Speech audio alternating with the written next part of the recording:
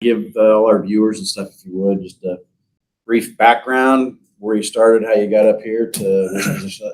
And I know it's long, so we gotta. It is. And well, I started in the marine business back in New York on Long Island when I was 16 years old. I was previously working at a gas station, and when you work on cars, it's dirty.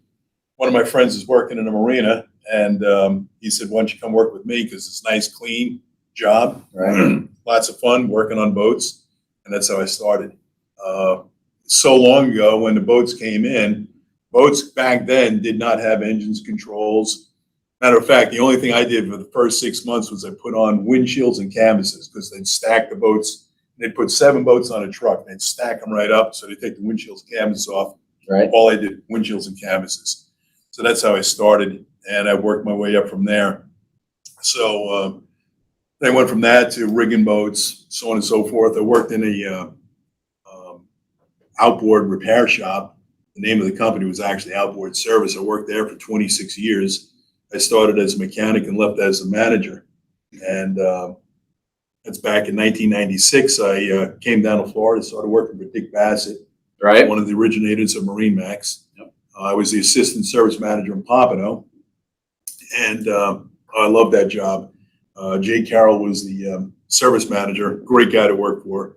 He literally just retired, and I ran the yard, he ran the office, and we did that for about a year and a half.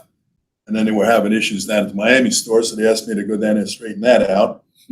So I was there for about maybe 3 weeks, and they asked me to stay there, and I was like, absolutely not. I'm not staying down here in Miami. And I wound up staying there about 14 years running that store.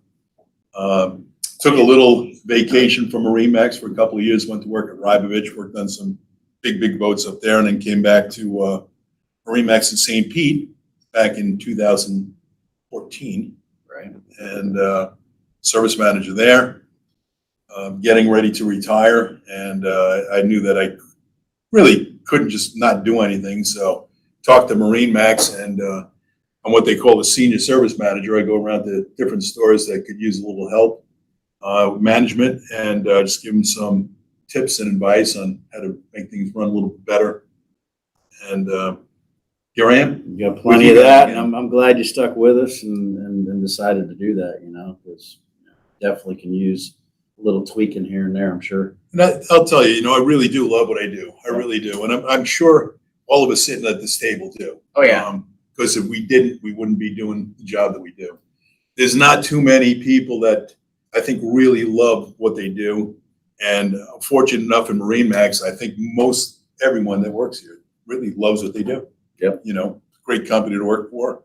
When you love what you do, it's that old cliche, you never work a day in your life. So love it.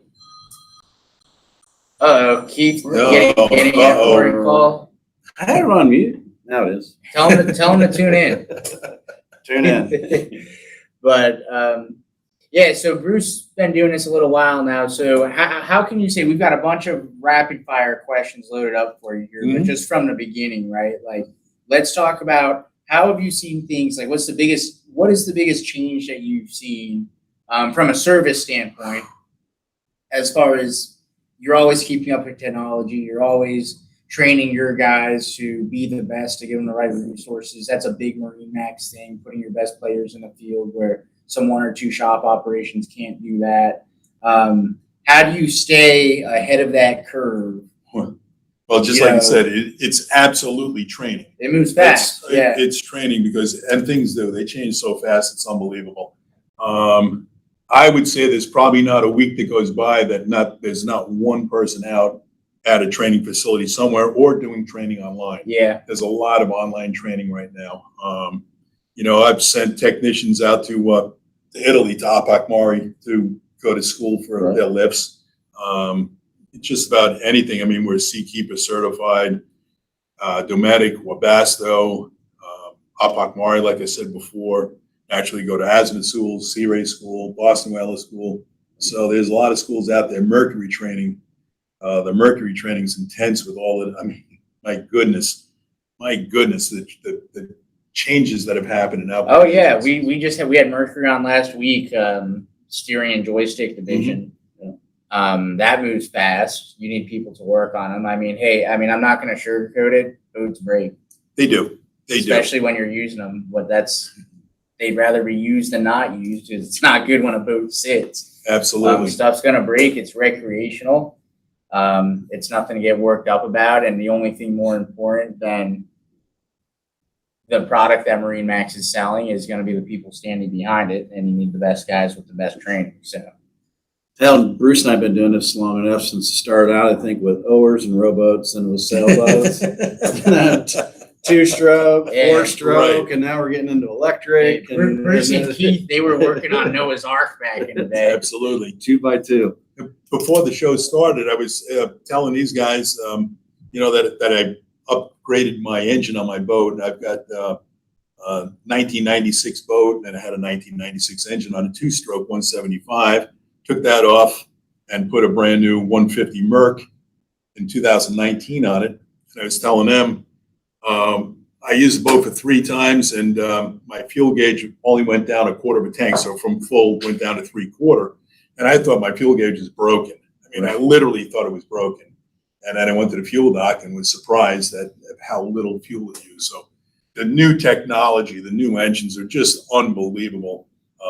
Everybody told me that, going from a 2-stroke to a 4-stroke, the additional weight and everything wouldn't go as fast. Well, the thing's faster out of the hole. It's faster on top. Yeah. It uses so little fuel. It's You're not mixing any oil. I'm not mixing any oil. No smoke behind it. Quiet. It's literally incredible. Even yourself, you've been around for so long. Years ago, when you'd ride in a boat, you weren't able to talk to anybody. You couldn't hear them because the noise was so loud. You'd have to yell. And nowadays, you can talk. And, some of them, you don't even hear them running. The only thing you hear is the telltale hitting the water, and that's the only way you know that they are running. So I remember as a kid in the Keys, we go down there lobstering, right? And, when you're lobstering, an easy way to cover a lot of ground is just throw a line out of the back of the boat with mast fin snorkel and just drag behind the boat. Well, how the hell I'm still alive? I don't know, sucking all the mixing all the oil in there. Sure, you come out from all day in there, and your mouth tastes like the smoke coming from the engine and all that stuff. And there, it was just, things have changed. Hey, speaking of an oil slick in the water, we've got a bunch of preloaded questions here, but we're going to want you guys to put your own questions up on the screen and we can get to them. We've got Kirk Fox on YouTube here. He says, when I lower my Sea Fox from the boat lift, my 150 Yamaha puts a rainbow oil slick in the water when the prop submerges. Engine has 100 hours. What should I be looking for? Wow. Assuming this is a new 150 Right. stroke. And that's what I'm thinking, right, also, because I'm guessing 100 hours. It's only got 100 hours on it. I would imagine there may be a little bit of fishing line or something behind the propeller, and it's opened up the prop shaft seal. Yeah. Got a little bit of oil that way. That would be probably the only thing. There could be a lot of other things, but typically that's what happens. You get a little bit of fishing line, wraps up behind that prop, gets into the seal, opens it up, lets a little bit of oil out, especially since it's sitting on a lift.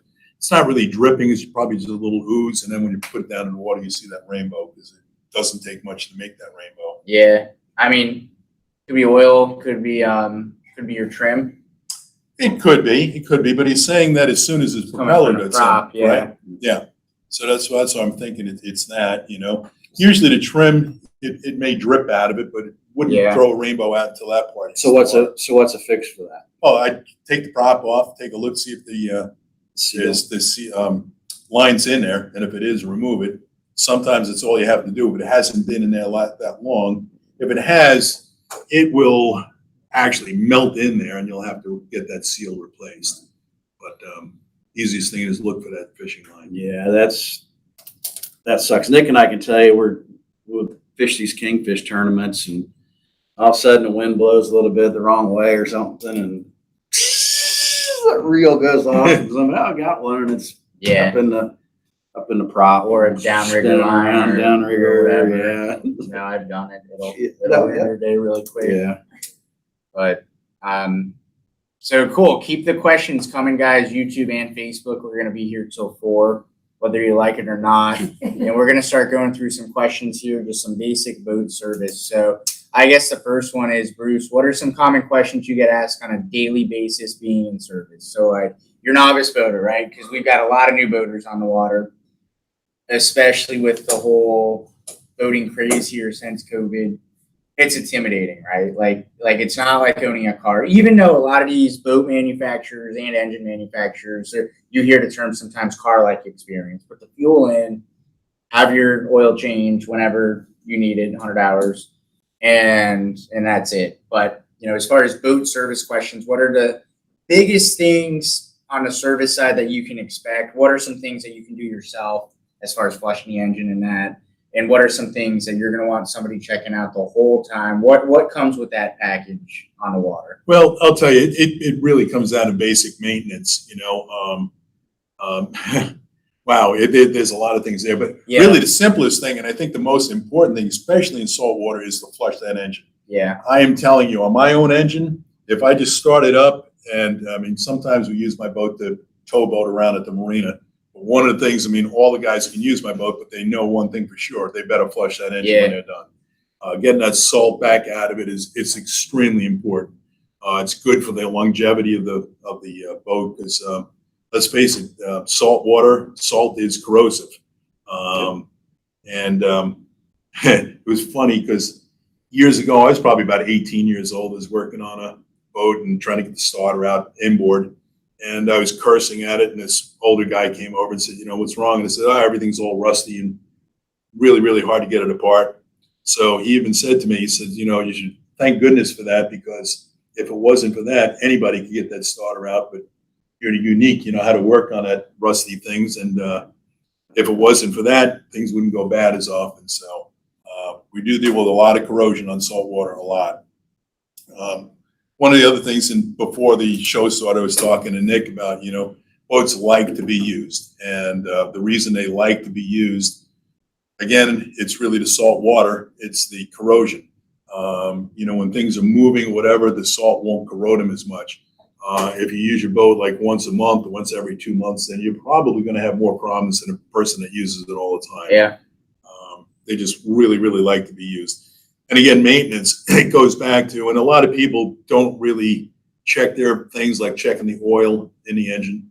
It's really important to do that, especially with these supercharged engines. They put a lot of strain on it, so they do use oil.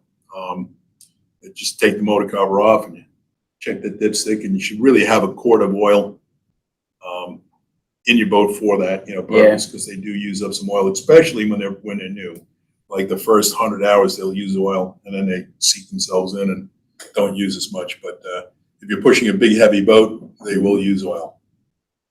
Yeah, and with them sitting, it's a little bit different than a boat in a hangar, or I'm sorry, an airplane in a hangar or a car in a garage. Yep. It'll sit and stuff will go bad. If you're not using it. I mean, that's another thing. Like for boat buying, I know a lot of people buy boats on the private market on their own, representing themselves, and hey, it looks awesome, right? Like, man, you won't believe what I found. I found a 2014, but it's only got 20 hours on it. Right. That's a huge red flag. Yes, it is. That's a huge red Mm-hmm. flag. That boat did a lot of sitting. The fuel lines did a lot of sitting. Yep. And that could be a huge can of worms in itself. So to me, I'd rather see a boat with about, what do you say the perfect ratio is? Like not overused, between 50 and 100 hours I a would year? say, I was literally going to say 75 to 80 hours a year is probably, perfect right in there. Now, the northern markets, they're not going to be that much because you don't have the time that we have down here with the luxury of having beautiful weather all the time. Yeah. Man alive, when I first moved down here, I went out the inlet with somebody like a 50-foot boat, and there was 5-foot seas out there. And I'm like, oh, I ain't going out today. And I'm like, are you kidding me? But it's beautiful down here all the time. So, we have luxury down here. I'll tell you that. Another thing though, is like generators. So you people that have generators in your boat, it might be a nice day and you may not need to have the air conditioning running or something like that. But still, put some hours on it, put some time on it. I mean, your generator should literally have more hours on it than what your engine hours would do. So you're sitting out at the beach, you're hanging out, let that generator run and circulate through there. I mean, I just know from history, boats we kind of come in on trade or service boats, that the generators got the least amount of hours on it or whatever, are kind of the ones that are more temperamental or may have more issues with it, rather than having that, water flow constantly going through them. I've got a good example for you. So, I mean, we deal with this a lot. All of those boats that come out of the MarineMax vacation program and a charter program, I mean, they're running high hours on the generators, 5,000 hours, 2,000 hours on the engines. And man, you get in those boats, everything's all loosened up, everything's working. I mean, and they're fine-tuned machines at that point, even with the high hours. So, opposed to boats that are going to sit. I've got a question for you, Bruce. I don't even think it's on our notes here, but let's call saltwater speaking. What are some different challenges that you'll see on boats from up in the Northeast, cold water, compared to boats down south? What are some different service challenges that you're going to see between the two regions? Okay, up north, you won't have the marine growth that you have down here. Yeah. The marine growth. When I first moved down, I was amazed at how quick the growth grows down here. We tell everybody that you should have a diver on your boat. Well, if you use your boat every single weekend, you don't need a diver. You don't need one at all. But if you don't, then you do. During the summertime, when the water gets really warm, you'll need a diver twice a month on the bottom of the boat to clean all the foul on it. But it's amazing how quickly this stuff grows down here and how much it grows. When I was up on Long Island, I mean, you can paint the bottom with any of the bottom paints. Yeah. They all work great. Down here, there's areas like Longboat Key, stuff like that, marine growth is just unbelievable. That Miami Beach Marina, you need really the top of the line products for it. They've got biocides now and everything, because years ago, one of the things I know a lot about is bottom paint, but years ago, it would literally kill the growth. The good stuff. Yeah, the good stuff. Yeah. Had all the copper in it or something. Copper, tin. Right. I mean, it's a pesticide. It's exactly what it. Yeah. You have to have a pesticide application license on site, right? Correct, because I have a pesticide applicators permit to bottom paint, but it depends upon how much bottom paint you buy. I don't know in each one of our locations if we do buy that much, but I do have one from years ago, right? Because it was classified a pesticide, and that's how it worked. But they had tin in the paint, copper. They don't have any of that anymore, and because what would happen is that stuff would come off, go on the bottom. The crabs would eat it, whatever, it'd kill the crabs. It literally kills the growth. So barnacles won't grow or anything on it. But the new stuff, really, it's a blade of paint, which means it sheds off. So as you drive the boat, the paint literally peels off, and that's what helps it for keep the boat clean. And but you need a diver on there to keep it clean and keep it down to where the pesticides are or whatever inside the paint. Right. So in freshwater, bottom paint, do you need it? Does it help? Like from blistering and stuff like that. Right? I mean, you see that where water will get in the gel coat. I'm not the best with fresh water, but I'm pretty sure that it is necessary because the boats are painted that are in the big lakes. I've been out. Actually, I ran our Texas store for a while in Dallas. I probably ran that for about a month, and it's pretty cool. Those lakes. I mean, you got 60-foot boats on lakes.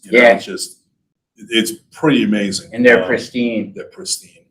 We got I was in Pompano at the time. We got a 63 Sea Ray SS trade-in came in from Lake Erie. And the boat was 5 years old. I got on the boat when it came off the transport, and I looked inside the engine room, and I literally thought they replaced everything in the engine room because there was no corrosion, no rust. The thing looked brand new. And I'm like, my God, what happened here? But it's from being on fresh water. And then just the opposite, when I was down in Miami, I had a customer came in from Chicago with his 34, and he asked me what he needed to do to make it ready for fresh water. I said, well, sometimes in salt water, so sometimes in fresh water, they use magnesium anodes instead of zinc or aluminum. So we changed those over to aluminum anodes. But then I think a month he came back, and he was almost in tears because his engine was rusting. you know, and I said, well, that's what happens in salt water. You have to continually either put WD-40, whatever, on the external part, keep it clean, but the salt will make anything that rust. Yeah. You know, the bronze turns it green. Fresh water doesn't do that. I've got a question for a lot of our freshwater people watching with outboard engines. So we talked about flushing. Do you need to flush your engine in fresh water? No, you don't. No, you are flushing it as you're driving it. Yeah. You know, you literally are. The maintenance schedule in fresh water is so much less than in salt water. Really? So it's not, they're not running 100-hour services? Oh, they are. They are. Yeah. But it's just like here in the salt water, Mercury recommends basically for the first 300 hours, the first 100 hours is basically an oil change. The second one's a basic oil change, filters, things like that. The third one is dropping a low unit, checking the.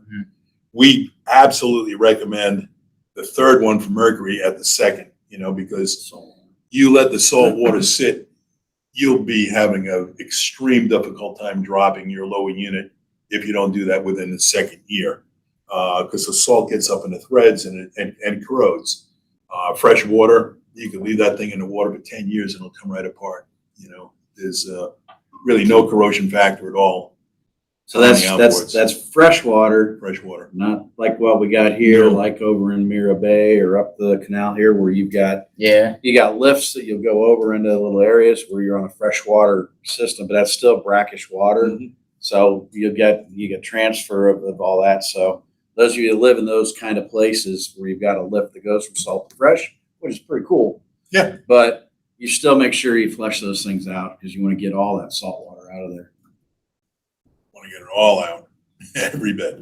Speaking of maintenance and well-maintained engines, two questions here. One, highest amount of hours you've ever seen on an outboard engine? Because we get it all the time, right? Like people look, they'll say 500 hours, they're like, oh, that boat's high hours. It's not true. I mean, that boat's got a lot left in the tank.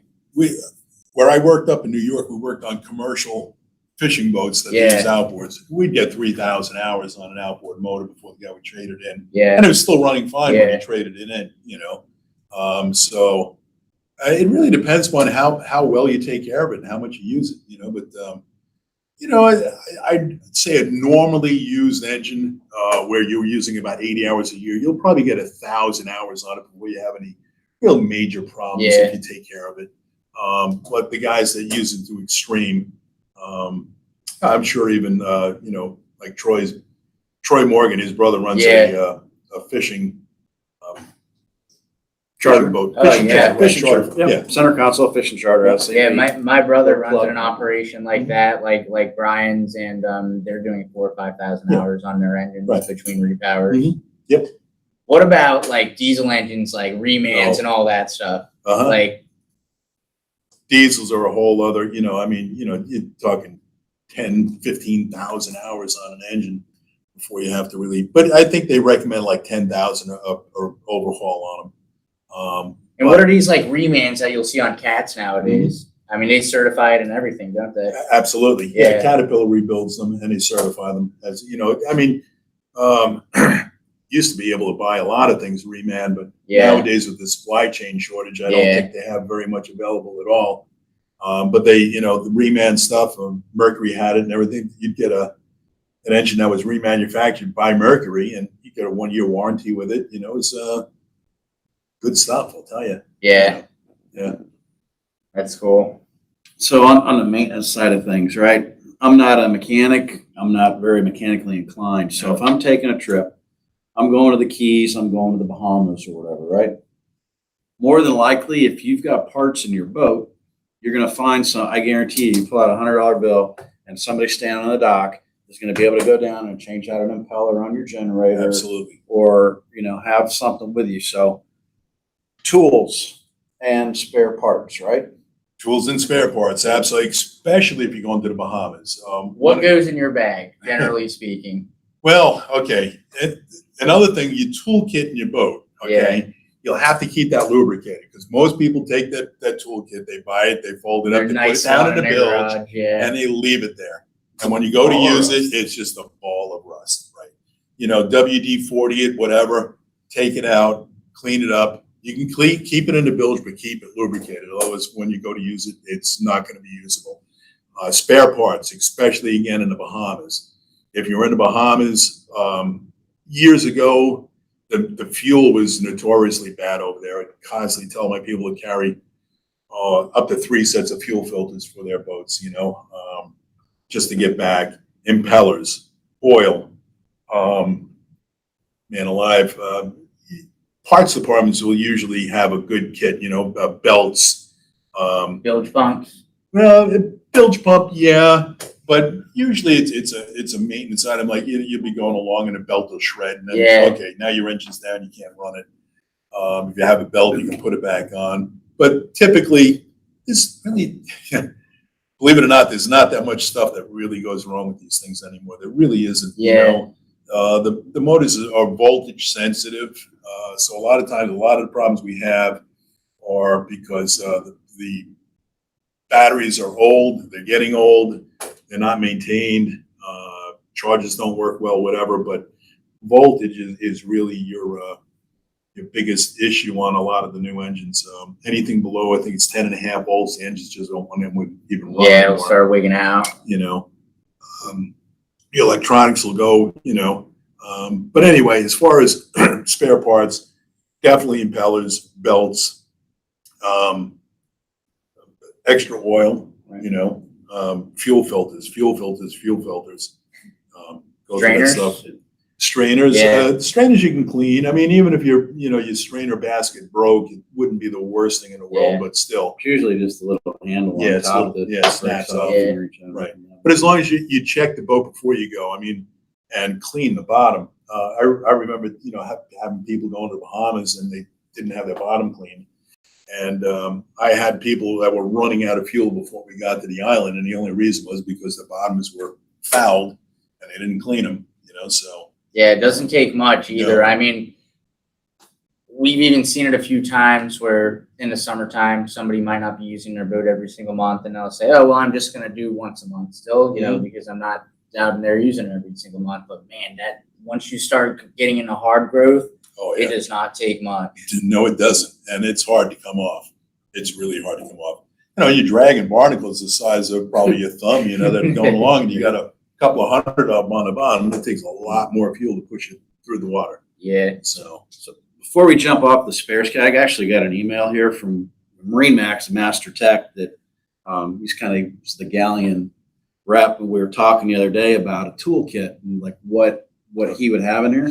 He actually emailed me this. So you guys, I'm going to roll through it here, but obviously it's on tape here, so you can play it back if you care to. But there's he's just got 17 items here real quick. 19-inch plastic toolbox with storage on top for small items like screws, etc. LED flashlights and batteries, a measuring tape, a snap-off knife, mixed set of files, steel hammer with claw, 6-inch and 10-inch crescent wrench, a small mirror on a stick, plier sets, cutters, long nose, etc., metric and SAE wrench set to 3/4 inch, mixed bungee set, a 100-piece ratchet and socket set, electrical tester AC and DC with case, small and large vice grip, a hacksaw, Allen key set, metric and SAE, and a mixed screwdriver set. And that, if you've got that with you, and you've got those spares that he was talking about, spare parts, somebody's going to be able to get in there and pretty much take care of the basic stuff that you're going to need should you get stuck somewhere or need something done.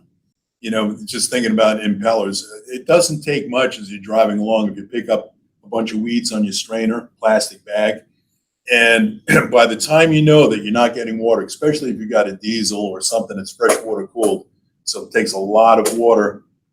Well, it takes a lot to heat up the fresh water inside of it. So by that time, your impeller is probably halfway fried out, Just picking up seaweed, plastic bag, anything like that will toast that impeller, and then you're stuck. So if you have a spare impeller, you take that one out. Make sure that there's no pieces broken off or missing from that impeller, because a lot of times they go down the hose and into your heat exchanger and block it off. But that's a little bit extreme. You just change out your impeller and away you go. And like Keith said, if you've got the parts, I guarantee you on that marina dock somewhere, especially in the Bahamas, there's always somebody looking get a little bit of American cash over there, you know, and they usually do a pretty darn good job, you know, so, again, carry spare parts. Yeah. We got a couple other good questions coming in here from Facebook and YouTube. Keep these questions coming, guys. If you don't ask these questions now, you're gonna regret it. I can promise you that. We've got Mike McHenry here. Actually, before we get to Mike, there's a Facebook question first from a name I recognize, Tina, who I believe just took delivery on a 17 Montauk. I've seen her on a few of the whaler pages. Yep.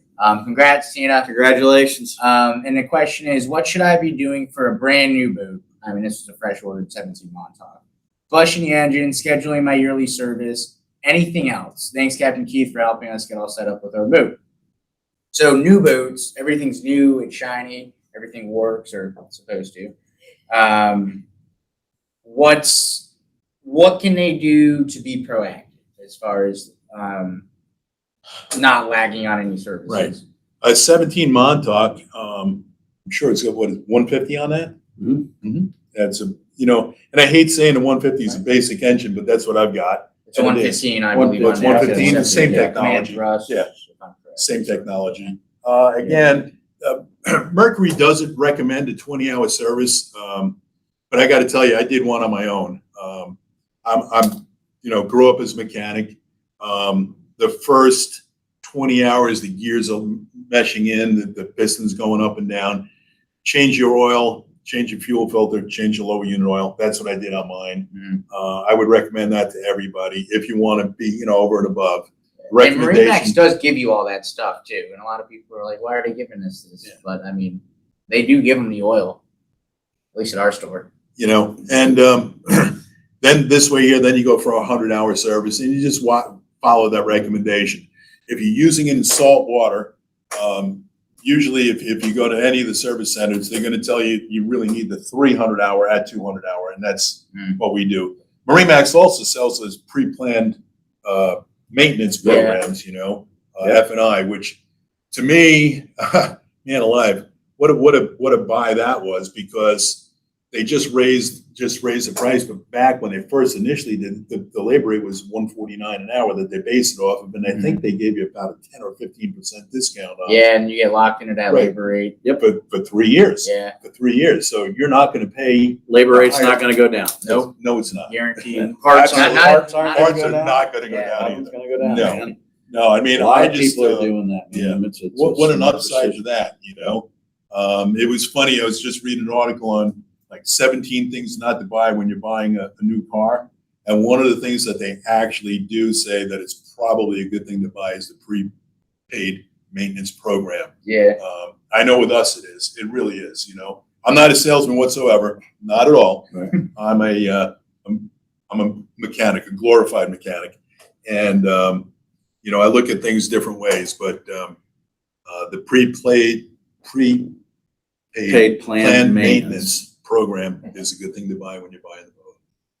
Yeah. So Yeah, it'll definitely pay for itself. I mean, and it doesn't even cost you anything extra. All you're doing is just paying for it in advance. And the only thing you can do is save money. absolutely. Whether you believe in back-end products or not at the dealership, there's a whole different story. But yeah, it's definitely a good one. Yeah. We got a couple other questions coming in here from YouTube. I know they're kind of hard to read, but we've got Mike McHenry that has two, or just one. He says, I have a 2021 19 Montauk with a 150 Merc 4-stroke. Engine has 30 hours on it now. What services do? I guess that kind of goes into what we were just talking about. Just talking about oil change and then. Right. There really isn't anything due. The first recommended service from Mercury is at 100 hours. Bruce LaPorta recommends 20 hours. If you have 30, change that lower unit oil at the minimum. Yeah. You know. Yamaha's going to require it. I think, yeah. Yeah, they're going to require 20. Right. But I think it should be done, you know, and again, that's just my recommendation. Here's a good one here from William Corte. He says, thoughts on running wide open. How often is too often? Running an engine at 100% load. Right. Just about every single trip I take on my boat, on the way back in, I run it wide open throttle. Just run it wide open throttle just for a few minutes. And again, it's varying your RPM is probably a very important thing. So it never builds up a pattern. But if you have over a couple of hundred hours, it's not going to get one anyway. I just like running it at wide open throttle to make sure that I am getting wide open throttle. That's nothing else is going on. And typically, if you're, the very first thing that happens if you're not getting wide open throttle is that you got growth on your bottom. But I do that. I just do that for just a couple of minutes, but just about every single time that I take my boat out. What do you recommend, Keith? So that's actually on some of the engines on the Mercury side. That's actually part of your break-in period for the first couple hours. You run your boat at about 3/4 throttle, and then every 10 minutes or so for up to 1 minute, go ahead and get on it, hammer it down, let it run wide open, get it back into that 3/4 range.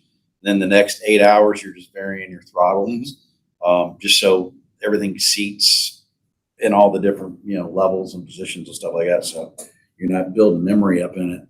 But I do the same, exactly the same, man. You want to get out there and make sure you're turning up, spinning up to where it needs to be. Yeah, make sure everything's working properly. I like to go fast. Now, there's also, and I just had a 36 outrage pretty fast this morning.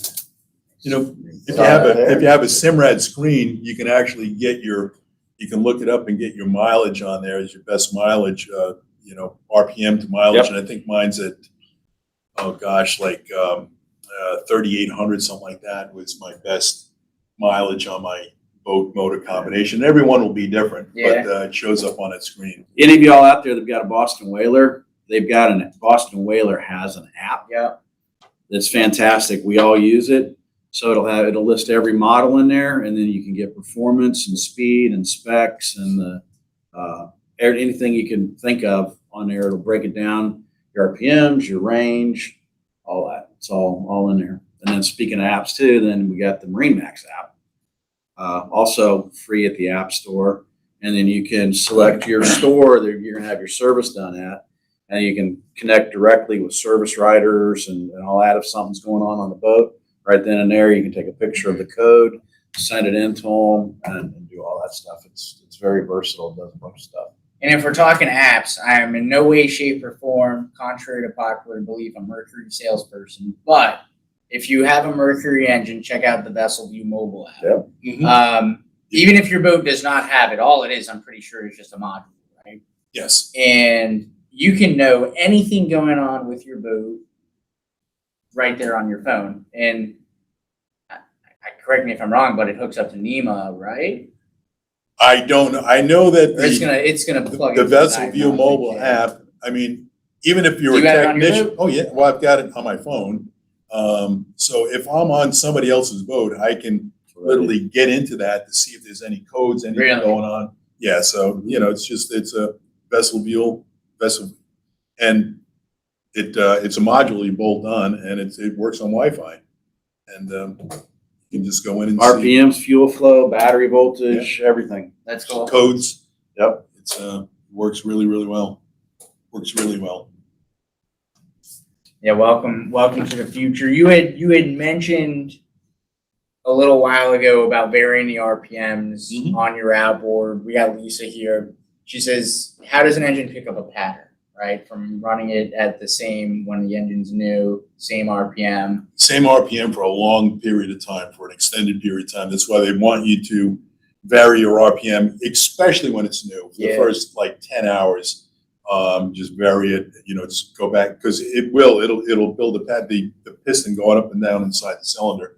You got to remember it. I mean, at 3,000 RPM, that piston is literally going up and down 3,000 times a minute, that cylinder. So you're running out for 100 hours. I can't even do the calculations in my head how many times the thing's been up and down inside that cylinder.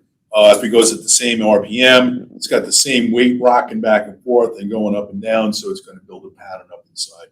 Change the RPM, and it's only got to change 10, 15 RPM. It'll change the pattern that it wears in. So the wear in is very important on it, and but I like varying my RPM anyway. And I guess just because I'm so used to, just how the internals work on the engines that it's just ingrained in me from when I was a kid. Yeah. So. Yeah, that's interesting because I didn't know that personally on Mercury's. But I've gone over especially with us dealing so many nautic stars lately, Keith, you've been going over the break-in period for the first 10 hours, which is, I could be wrong here, but just shooting from the hip, I think it's keeping under 3,000 RPMs for the first hour, under 4,000 RPMs for the second hour. Then after that, just vary them, even if it's 550 every 5 or 10 minutes. Right. Then after 10 hours or whatever they say, you're Yeah, it'd be good. But I guess that's why, right? So yeah, and read your owner's manuals, guys. If you got a new boat, you got an owner's manual in there. Every engine's a little different. There could be something new that came out that, I haven't read or don't know about. So I promise you it's in there in black and white, and it won't take you long, and you can go through there. There's 2 pages in there. You just go to the index and go to break-in procedure, and it's right there. Everything's a little different. Let's talk about one thing that comes to mind, right? In all of your years, what is the craziest thing that you've seen in a boat? Like for an example, have you ever seen somebody bring a boat in and say, "Hey, this boat's not running right"? You look and there's a homeless guy living down in the village or anything like that. I mean, what's the craziest reason that you've ever seen? Welcome to Miami. A boat. Yeah, probably. Okay, I've had worse than that in Miami. But okay, I had a customer call me up, and he's panicking on the phone that his boat was sinking. Okay, it was a 42-foot Sea Ray. This is when I was down in Miami, and the guy had a bunch of guests on the boat, and he is panicking. So I told him, I said, no problem. I'll put the travel lift in the water, put the travel lift down. I said, come on up the canal, and as soon as you get here, I'll put you right in the slings. We'll lift you up. He came up the canal relatively fast because he was panicking. He thought he was sinking, and put it into the travel lift. Then I noticed right off the bat that I could still see the water line. So he obviously wasn't sinking, but something was really, really wrong. Long story short, I hauled it out of the water, Keith, and it had a cooler stuck on one of the blades of the propeller.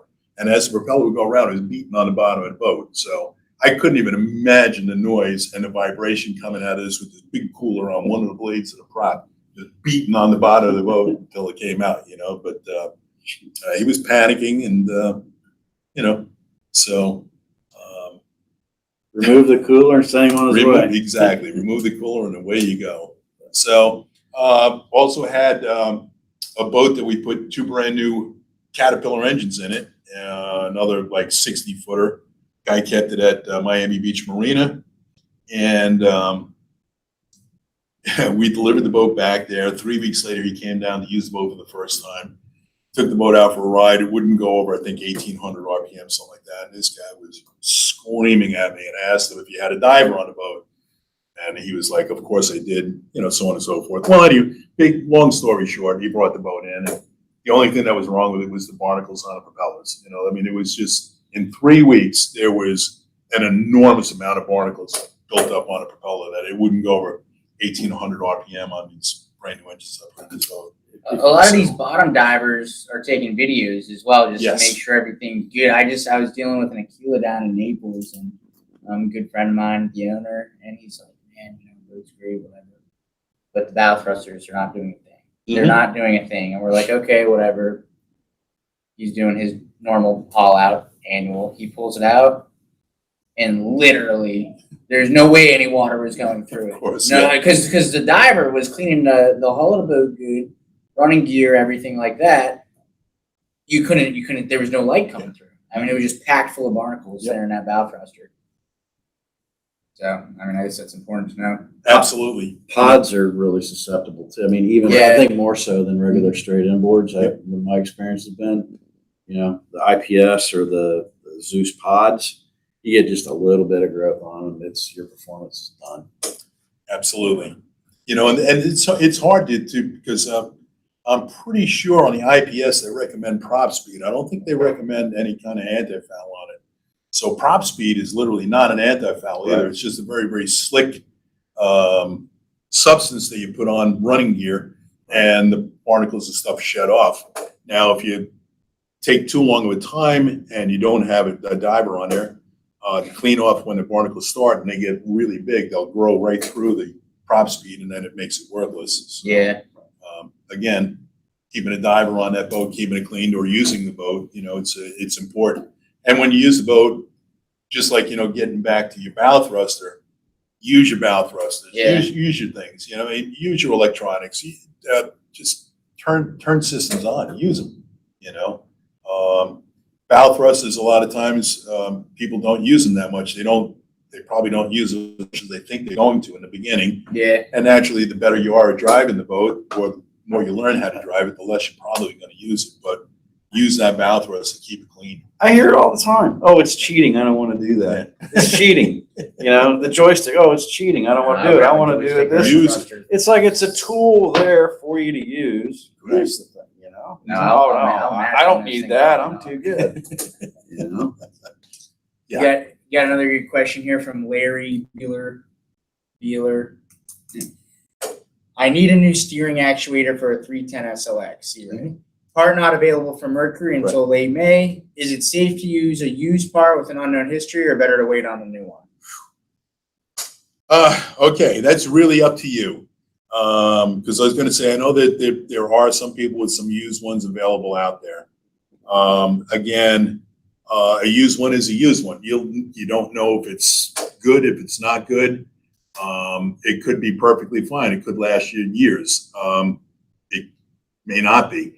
I don't know if you're buying it from a reputable person, but if you are and you need to use the boat, by all means. But you know, I know the supply chain issue it's a big issue. It really is. Yeah. It's a tough thing. You know, trim and tilt modules, they've been on back order since I think November. They're just starting to come back out now.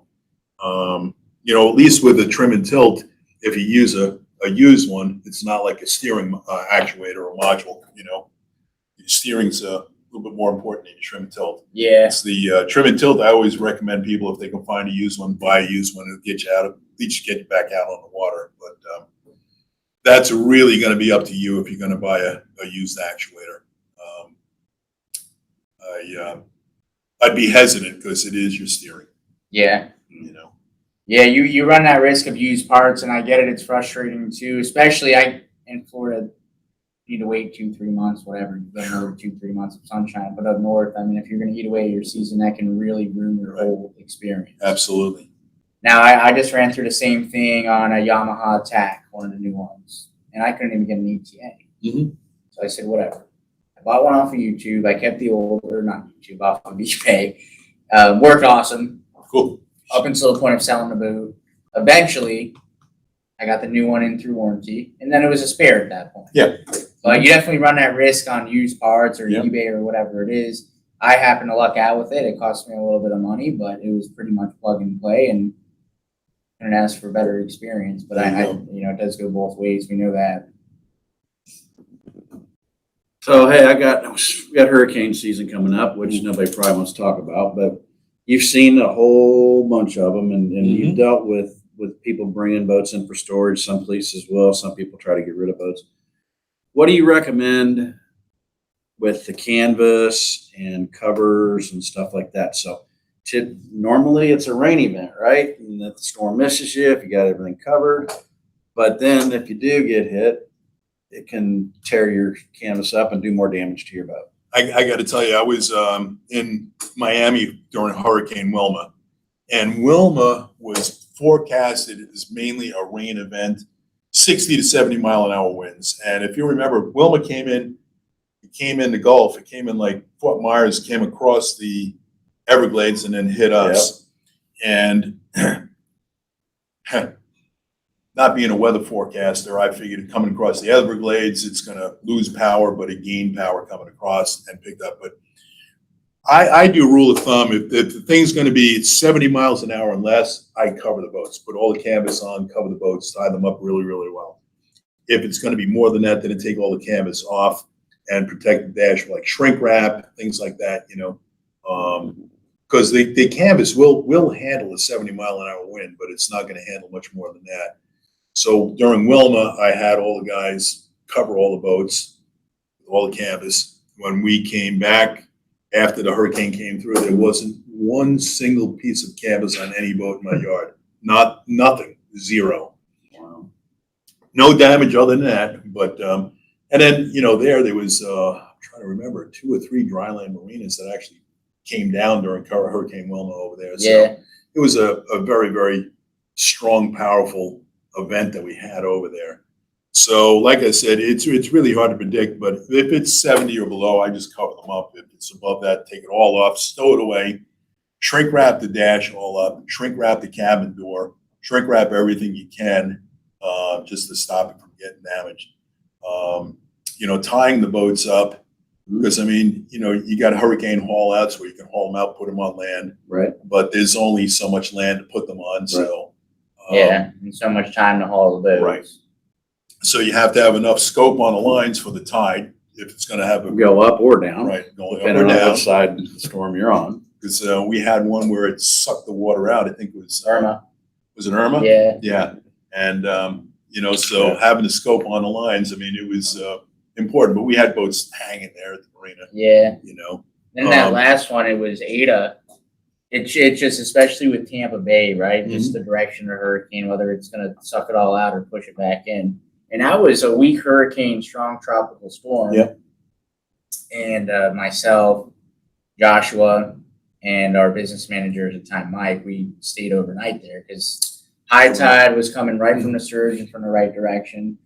And for the first half of the storm, it was kind of fun, right? It was like put the breakers off, cut the power, wait for the surge, and then it got to the point the dock boxes are floating all over the place, boats are up in the air, and that was a weak storm, but you just can't underestimate it. And in Florida, we get desensitized to it. Oh, here's a hurricane; it's a Category 1, but I mean, they give you all the time in the world to prepare for them. It's not like it's a tornado that's going to come out of nowhere. Correct. You know when a hurricane's coming, so. So yeah, exactly. But like I said, a lot of people really want to get their boats hauled for a hurricane. And again, if you can, we've got some hurricane haul out plans, but you got to really buy them ahead of time, way ahead of time. Yeah, like right when the season ends Exactly. of the previous year. Correct. But again, if you tie your boat up right inside the slip, it's Double tie your lines, and I recommend the second line that you're putting on there might be 6 inches or a little bit longer than the first one. So if you've got 3-strand nylon, the one that's twisted around, that rope or that line actually has like a 15% stretch in it. The braided lines, the really nice, pretty ones that like most of your yachts will have, those don't have any stretch. So if you can kind of use the 3-strand nylon, right, and then back it up with the braided on top of that. So if that nylon does stretch out, then you got the strength to come back in behind it with the braided stuff, kind of reinforce it and help it. But the nylon is good because of that stretchability. absolutely. And then again, if you're out in the open bay or whatever, you might want to look for a marina that has a more protective area to tie up in. I mean, our place is like the perfect. Oh yeah, it's a hurricane basin. hole. Oh my God, I couldn't ask for anything better than that. But there are plenty of places around to do that. We've got 2 questions left here, and we're going to get to both of them before 4 o'clock. We've got Mike McHenry. I love this question. Man, we could do a whole episode about this because a big part of it's opinion. What is your opinion on Garmin versus Raymarine for GPS chart plotter? Which one is easier to use for a low-tech type of person? It really all depends on what you're used to. I mean, there's people that have had a Raymarine, so they're probably going to be ready to go with another Raymarine, and vice versa with a Garmin. I got to tell you, I'm an electronic idiot. I really am. I really am. I can use a Garmin like nobody can. I'm telling you. Garmin's are definitely, I think, undoubtedly the most user-friendly. I've got a Simrad on my boat. I have a Garmin and a Simrad. Yeah. So, yeah, I have the Simrad for the engine information and my Garmin I use for navigation. The Simrad, I think, is a little bit more technically advanced than the Garmin is for navigation, and that's why I use it just for my engine information. Yeah. Plus, your Simrad's going to talk to your Mercury right really well. Now I know Keith; he's more the expert on. I'm going to the Furuno and throw all those out. Or Raytheon. Yeah. No, I'm with you. Easy use, right out of the box, plug and play, something simple. The Garmin. I think they all have their advantages. Oh, yeah, absolutely. For sure. Your Garmin's going to be your most user friendly, in my opinion. Your Simrad's going to be the most technologically advanced. You want to talk to some technology, your Raymarine is going to have the best relationship with FLIR because they're owned by FLIR. Right.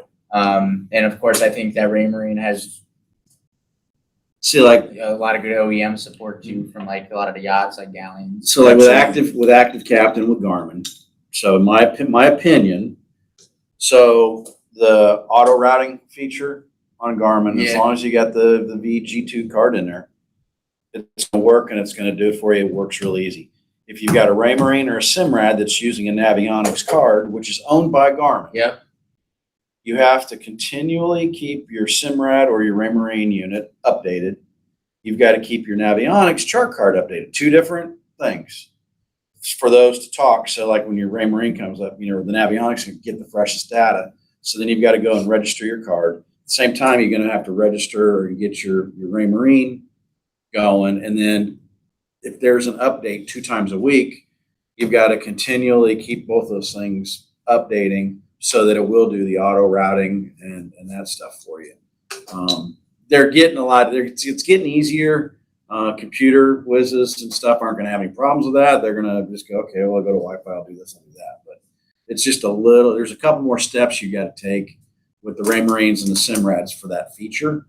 Garmin with their card, it works. Yeah.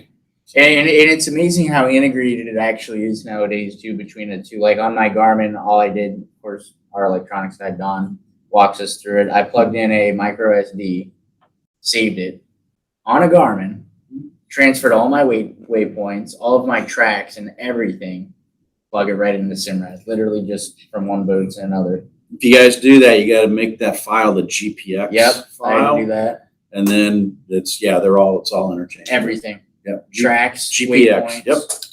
So I thought that was pretty cool. We have a few more questions here. Yeah, we're going gonna in here through them real quick. One of the things I wanted to say, we were talking about spare parts before, and I completely forgot about inboards. If you guys are going to the Bahamas, I mean, we just had one. Carry spare props with you. Yep. Minimum spare props. Yep. If you can carry a spare shaft, even better. Because again, in the Bahamas, you can get somebody to fix it. You just can't get parts. Yeah. And over there, the coral heads and everything, people whack the bottom all the time. Yeah. So another spare thing to carry. Yeah. Around here, if you hit the bottom, you're probably going to do more damage to your ego than anything. Yeah. But you hit a coral head, you might be dead in the water. I guess we can rapid fire through these We're going to questions. go to the lightning round. Yeah. Whoever does that. So we're going to rapid fire. So one, Salt away, yay or nay? Salt away, yeah. Yeah, absolutely. Mhm. There you go, Joe. Absolutely, for sure. The boating community, Lake of the Zurich. What's your take on switching from AGM to Life Pro 4 batteries? There goes the lightning round. I don't know that much yet about the lithium ion batteries. I mean, AGMs I'm are just tried learning and about true. The AGM's tried and true. Everything that I have, I've got an RV. I changed all the lead acid. Everything's AGM. Yeah.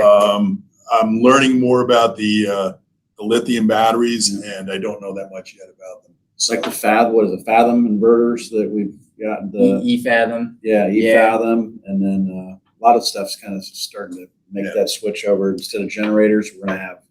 Yeah, I think that's the next big switch. I mean, of course, with all the electric cars and stuff nowadays, everybody wants to know when there's electric boats or whatever the next power source is going to be. But I mean, I think if you really want to look for something that you get excited for quick, technology's not quite there yet, but it almost is. Yeah. Just replacing, gas and diesel generators just to run those systems with these battery banks, I think is so close that, you can see it perfected almost right around the corner. Now, ABYC has a lot of information if you want to use the lithium batteries for engine batteries, but there's a lot to it. So you might want to look up ABYC recommendations for that. So it looks like we got one more here. We got quite a few from Barry. Let's start from the top. Best center console for both worlds. Really depends on what kind of boating you're going to be doing. A lot of people nowadays, a lot of these manufacturers are going to be not quite hardcore fishing machines, but they might have some family capabilities such as bow seating, a small center console in the head. Really depends on what kind of boating that you're going to be doing in salt or freshwater. He's watching batteries catch on fire, blow up and catch on fire in his shop. There you go. keep a fire extinguisher handy. And Safety first. Safety first. And like we said, hey, the technology's not quite there yet. So, that's all the questions. We made it through them. Now, that doesn't mean you need to stop. We do comb through all these questions each and every time, and we'll get to them on the next episode. If you're watching this live, or you're not watching this live, go ahead, drop them in there, and we'll come through them a little bit later on. But you can catch us on any of those downloads as far as we're on iHeartRadio, Spotify, Apple Music, everything to stream it in your car on the way home from work, and of course right here on Facebook and YouTube. We have a big episode planned next time. Stand by. We're going to make the announcement. Just got word from the guests being confirmed. But, I mean, who knows? If they back out, we'll probably have Bruce on here for the fourth time. I was going to say, something better. Come on, Nick. But it's been good. And of course, I mean, when we have Bruce on here, we can really go for 2 hours on the podcast. And man, I wish you guys could hear some of the behind scenes footage from before the podcast. The off-air stories. The off-air stories. Absolutely. But probably can't air them all. Get a burner. Yeah. But it's good to see you again, Bruce. And, Thank you. And we'll see you out on the water. Hopefully not, though, because if we're dealing with you, that means something might have gone wrong. You know? Having fun though. I mean, you know, I love my boat. I love boating. That's why I'm in this business. You know, I really, really do. And I'll tell you, 99% of the customers are just absolutely fantastic. You know, and usually when they're seeing me, they're not having a great time. You know, but try and make it as painless as possible and get them back out on the water as quick as possible. Yeah, exactly. I mean, we say it all the time. Boating's recreational. It's fun. Buying a boat should be fun. Maintaining a boat, not necessarily that should be fun, but it shouldn't be the nightmare. A lot of people think that it is. Absolutely. And that's what it's all about, getting you back out on the water. And Just don't let it get ahead of you. That's right. Just maintain maintenance and wash it and flush it. Yep. So, cool. Thanks All right, for joining us, guys. guys. Thanks for hopping on. It's a wrap. We'll see you next time. So.